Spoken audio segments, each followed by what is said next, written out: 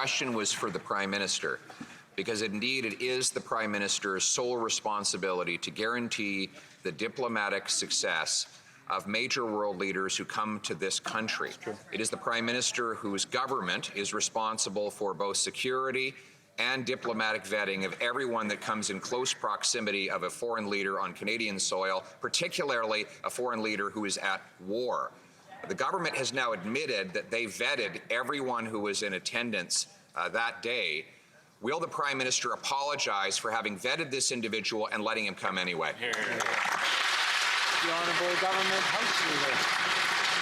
Mr. Speaker, like all members of this chamber, I am incredibly disappointed in the fact that this individual was invited, as you yourself, Mr. Speaker, have confirmed by you, was recognized in the gallery. I found out, just like every other member in this House at that time, that this individual was present.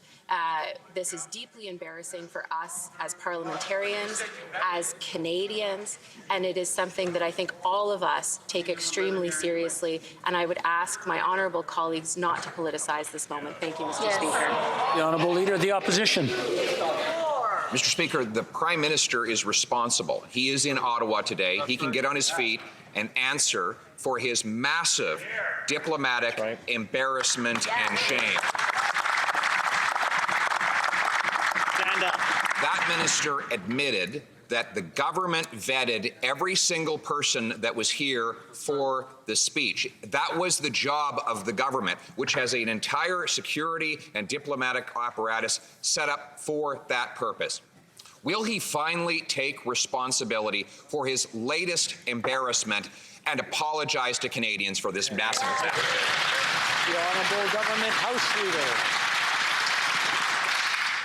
Mr. Speaker, as a descendant of Jewish Holocaust survivors, I am personally very hurt by the fact that this chamber recognized this individual. And I am sure that everyone feels the same way in this chamber. The Parliamentary Protective Service had the appropriate screening in place to ensure the security of last Friday's event, and that is what I was referring to, Mr. Speaker. But what I can continue to say is that we all must take this seriously because it is hurting many communities. Honourable Leader of the Opposition. It is the job of the Government of Canada, the Privy Council Office, which is the Prime Minister's personal department, the Prime Minister's security forces in the RCMP, to vet every single person that comes within proximity of a high-profile foreign war leader who is involved in a very difficult conflict right now. It was the job of the Prime Minister to protect that foreign leader from this massive embarrassment. If the Prime Minister failed to have vetting in place, then that in itself is a massive act of incompetence. Will he take responsibility and apologize for that? The Honourable Leader of the Opposition. Mr. Speaker, I would again ask the Leader of the Opposition to not politicize this issue. He knows just as well as everyone else in this chamber that the decision to invite this individual was yours, Mr. Speaker, and yours alone, that you did not inform the government or the Ukrainian delegation that you were inviting him or that you would recognize him. You made that public yesterday. The Leader of the Opposition knows that, and I would ask that he sticks to the facts. Thank you, Mr. Speaker. Yes, very good. Leader of the Opposition. Well, if the Prime Minister is so proud of how he conducted himself, he would be on the floor in the House of Commons today and answering questions. Instead of hiding under a rock.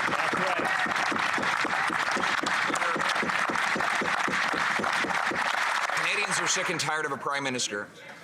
Honourable members, that the presence in the gallery, all MPs have duties in the chamber and outside. I just want to remind them that referring to their presence or absence is not allowed in the rules. The Honourable Opposition Leader, please continue. Mr. Speaker, Canadians are sick and tired of a Prime Minister who never takes responsibilities for the things that happen under his watch, whether it's the record high inflation or interest rates or the doubling of housing costs or the constant international embarrassments. He always finds someone else to throw under the bus. Are you that person? The Honourable Government House Leader. Mr. Speaker, I know the Leader of the Opposition doesn't want to rely on the facts, but the facts in this situation are that the government had no prior knowledge that this individual was being invited, nor that he would be recognized. And if they go back and recall what happened on Friday, they will see that it was indeed the Speaker of the House that recognized this individual. We were all caught off guard. It's deeply embarrassing to this Parliament, but to Canada, and I ask that we all deal with this responsibly. Thank you, Mr. Speaker.